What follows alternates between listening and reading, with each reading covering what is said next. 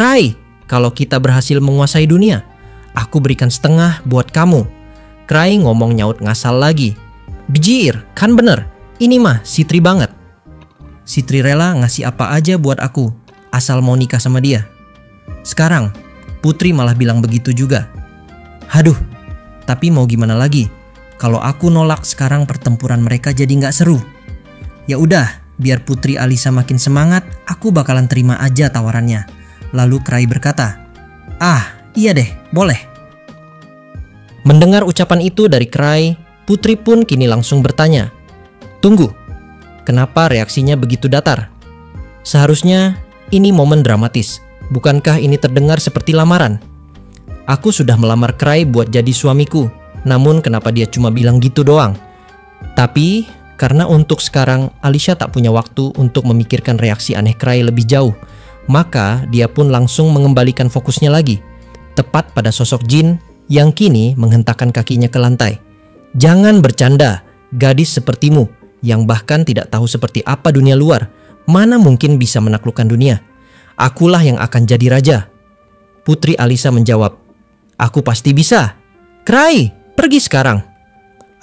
Iya deh, jawab dari Cry datar sambil mulai berjalan dengan santai. Akhirnya Cry bergerak.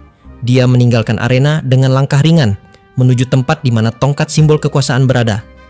Dan sekarang hanya tinggal Alisa dan Jin, dua darah kerajaan, dua kehendak yang bertolak belakang. Pertarungan pun dimulai. Harus diakui, Jin Code adalah pejuang sejati, cepat, gesit, dan terbiasa bertarung dengan senjata tajam sejak muda. Tapi Alisa bukan lagi gadis lemah yang hanya bisa membaca data atau bersembunyi di balik layar. Dalam 3 hari terakhir, dia menjalani pelatihan intensif bersama ksatria-ksatria elit Kak Nora. Ia meminum suplemen khusus, menjalani penguatan otot, bahkan dipasangi alat bantu sistem saraf dari Departemen Teknologi Tinggi Kerajaan. Memang prosedurnya belum selesai, tapi sekarang dia sudah hampir setara dengan manusia yang diperkuat. Saat unit serbaguna di lengannya berubah menjadi pedang energi, Alisa langsung menyambungkan pikirannya ke sistem kota, sebuah jaringan komputasi yang menyatu dengan istana, hanya bisa diakses oleh darah kerajaan. Dalam hitungan detik, pikirannya dipercepat, seperti bisa melihat sepersekian detik ke masa depan. Mata Jin terbelalak saat pedang Alisa menahan serangannya dengan sempurna. Apa? Dia tidak mengerti. Dia bahkan tidak tahu cara memakai sistem kota. Karena bagi mereka yang tak sepenuhnya menyatu dengan takhta, sistem itu hanyalah benda mati. Tapi bagi keluarga kerajaan sejati, sistem itu adalah perpanjangan tubuh. Alisa kini bergerak seperti satu dengan Code. Secara fisik, Jin memang lebih kuat sedikit dan pengalamannya lebih banyak. Tapi perbedaan mereka tidak besar. Dan Alisa punya keunggulan lain, unit serbaguna dari Kakanda Morris. Alat yang bisa berubah bentuk, menganalisis dan beradaptasi sesuai kebutuhan. Gampangnya cuy, senjata buatan Morris Code ini mirip kayak armor Tony Stark alias armor dari Iron Man. Menyaksikan hal itu, Jin pun kini mulai berteriak. Sial, ini tidak masuk akal. Jin melempar belati tua ke arah Alisa. Tapi dia sudah memprediksi lintasannya dan menghindar dengan mulus.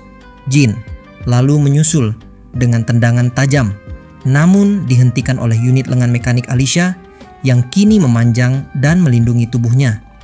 Jin memang kuat, tapi dia bukan Skytail, bukan pula seorang kaisar petir.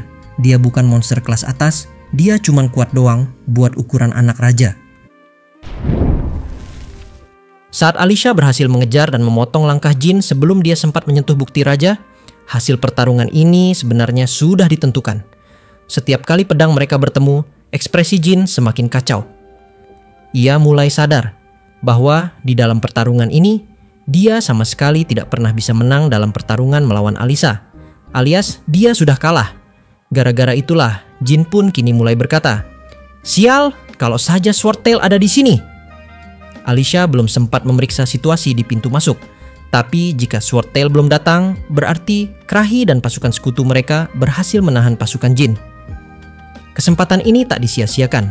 Dengan satu hentakan, Alisa mengaktifkan kekuatan penuh dari unit lengan dan melepaskan pukulan keras yang menghantam dada Jin. Tubuh kakaknya itu terangkat dan terbanting ke dinding dengan keras. Debu beterbangan.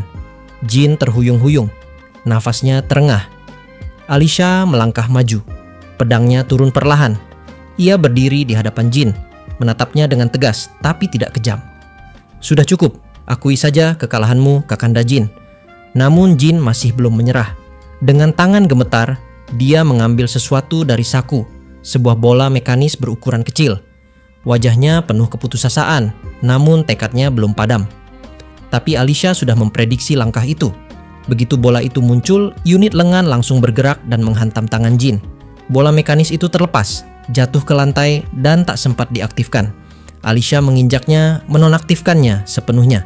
Kini Jin tak punya apa-apa lagi, hanya bisa terdiam, menatap kosong. Alicia menatapnya lama sebelum akhirnya berkata pelan, dengan nada yang jauh dari hinaan. Yang ada hanyalah kelembutan dan juga rasa iba. Masih ada trik lain? Jin hanya diam.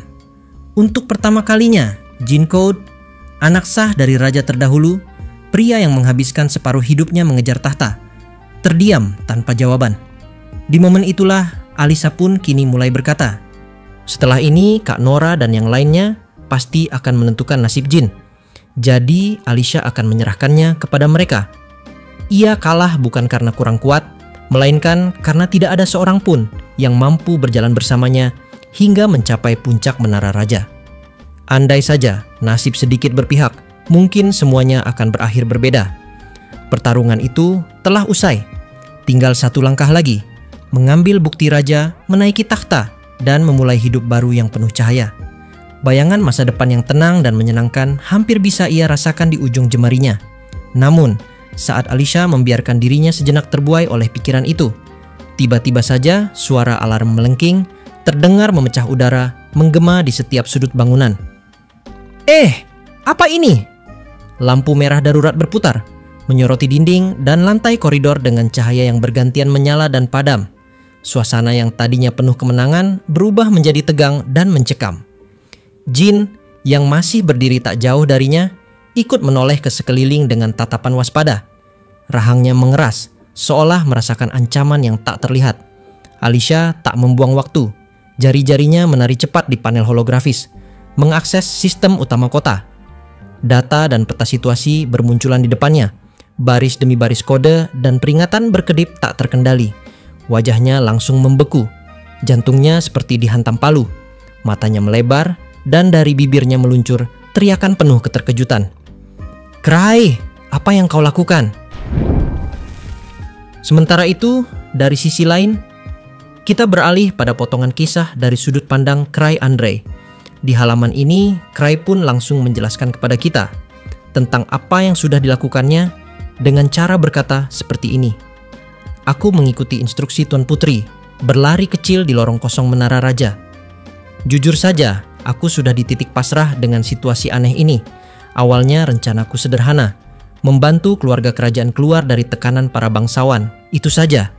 Tapi entah kenapa, sekarang aku malah dipaksa berlarian di dalam menara raksasa yang sunyinya bikin merinding.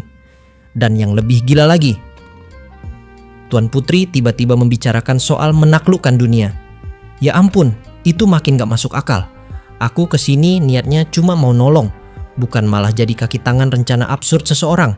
Rasanya seperti masuk ke cerita epik, tapi peranku bukan pahlawan. Lebih ke orang yang kebetulan terseret arus. Tapi sudahlah. Yang penting Jin-san, anggota keluarga kerajaan terakhir, sudah ditemukan. Sekarang tinggal bawa dia ke tempat aman. Tapi di sisi lain, Putri Alisa malah minta aku buat ambil relik bukti raja ini. Kalau sudah dimintai tolong seperti itu, mau bagaimana lagi? Lagi pula ada satu hal yang membuatku penasaran sejak tadi. Menara raja ini sepi banget. Bukan sepi biasa, sepi yang membuat napasmu terdengar terlalu keras. Sepi yang membuatmu merasa ada sesuatu yang mengintai, tapi tak pernah menampakkan diri. Aku berjalan terus. Tangga spiral membawa kakiku menapak lantai demi lantai, sampai akhirnya aku tiba di puncak. Tanpa penjaga, tanpa halangan. Itu aneh. Menara ini dulunya penuh dengan proteksi sihir dan pasukan elit, tapi sekarang benar-benar kosong. Lalu di hadapanku berdiri sebuah pintu besar berwarna hitam, mengkilap seperti batu obsidian. Kartu yang kugenggam terasa hangat. Tidak, sekarang terasa panas, seolah memaksaku untuk mendekat. Begitu aku berada tepat di depannya, pintu itu bergeser terbuka, menimbulkan suara berat yang menggema panjang di lorong. Aku melangkah masuk, dan seketika kenangan itu menyeruak. Ruangan inilah tempat raja memanggilku sebelum ia meninggal. Ukurannya masih luas, tapi tak seperti dulu. Langit-langit yang dulu berkilauan oleh sihir cahaya kini suram. Retakan-retakan kecil menyebar di permukaannya. Udara di sini dingin dan bau logam samar menusuk hidung. Di tempat takhta raja dulu berada, kini hanya ada sebuah pedestal batu, dan di atasnya melayang sebuah tongkat. Tongkat itu, aku mengenalnya. Tongkat yang pernah diperlihatkan raja padaku dulu. Besi berkilau misterius dengan batu permata besar di ujungnya. Batu itu melayang sendiri, tidak menempel pada logamnya. Aura yang dipancarkannya membuat bulu kuduku berdiri. Aku melangkah pelan, seolah takut mengganggu kesunyian yang tegang ini. Bukti raja, tapi bentuknya agak aneh. Dan begitu kulihat lebih dekat, mataku langsung melotot sambil bilang seperti ini. Bijiir, ini mah relik Round World. Dalam hati, aku masih tak percaya. Tapi, aku yakin 100%. Ini relik legendaris yang mampu menerjemahkan bahasa siapapun yang berbicara padamu secara instan. Benda langka yang hampir tak pernah ditemukan. Tapi berbeda dari tongkat relik lain, tongkat ini tak bisa digunakan untuk merapal mantra. Alias, relik ini sama sekali tidak bisa dipakai untuk bertarung.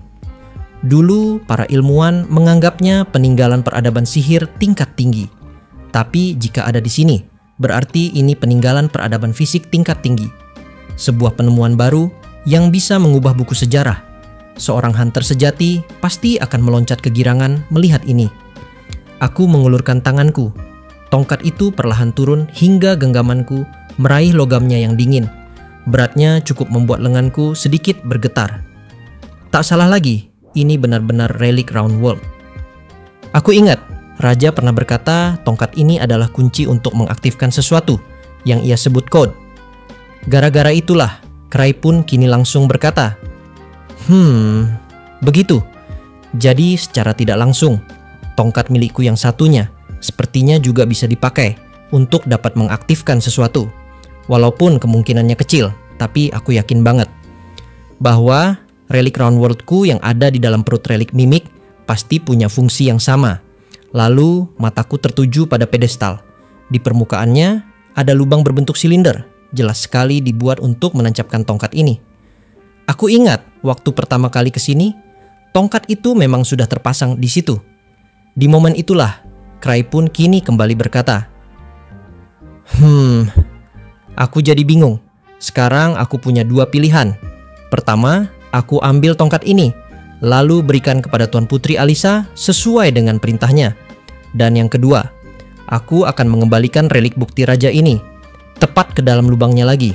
Masalahnya, kalau aku kasih tongkat bukti raja ini kepada Alisa, maka siklus pertarungan dan juga perebutan tahta pasti akan kembali terulang. Apalagi, Alisa sejak tadi terus bilang tanpa berhenti bahwa dia akan menggunakan code buat menguasai dunia. Lalu dia juga bilang kalau dia akan kasih separuh dunia kepadaku. Kalau gitu ceritanya, aku nggak bakalan bisa pensiun. Jadi daripada ribet ngurusin pekerjaan yang bikin pusing, lebih baik aku balikin relik ini aja ke tempatnya lagi. Aku mengangkat tongkat itu, dan saat logamnya mendekati pedestal, udara di ruangan berubah. Tekanan tak terlihat menghimpit dadaku, membuat napas menjadi berat. Lantai sedikit bergetar. Suara seperti tarikan napas panjang terdengar dari segala arah, tapi tak ada seorang pun di sini selain aku. Tetapi aku sudah telanjur memutuskan. Dengan satu tarikan napas panjang, aku menancapkan tongkat itu ke pedestal. Getaran hebat mengguncang seluruh menara. Batu-batu di dinding retak, dan cahaya merah samar mulai menjalar dari pedestal ke lantai, membentuk pola rumit yang berputar mengelilingiku. Rasanya keras banget. Tiba-tiba, alarm yang memekakkan telinga meledak dari segala penjuru, seperti raungan baja yang dipukul berkali-kali. Dari langit-langit yang suram tadi, cahaya merah menyala benderang, memantulkan bayangan panjang di lantai. Seolah-olah ruangan ini berubah menjadi jantung raksasa yang berdetak panik. Refleks, Aku langsung melepas genggaman dari tongkat itu dan menoleh cepat ke sekeliling. Udara di sini berat, seperti ada sesuatu yang menekan dadaku dari segala arah. Lalu, di dinding seberang pedestal, muncul deretan simbol aneh yang tadi tidak ada. Bentuknya seperti tulisan kuno, garis, lengkungan, dan tanda yang bergerak-gerak samar. Aku menatapnya serius, mencoba mengerti, tapi nihil.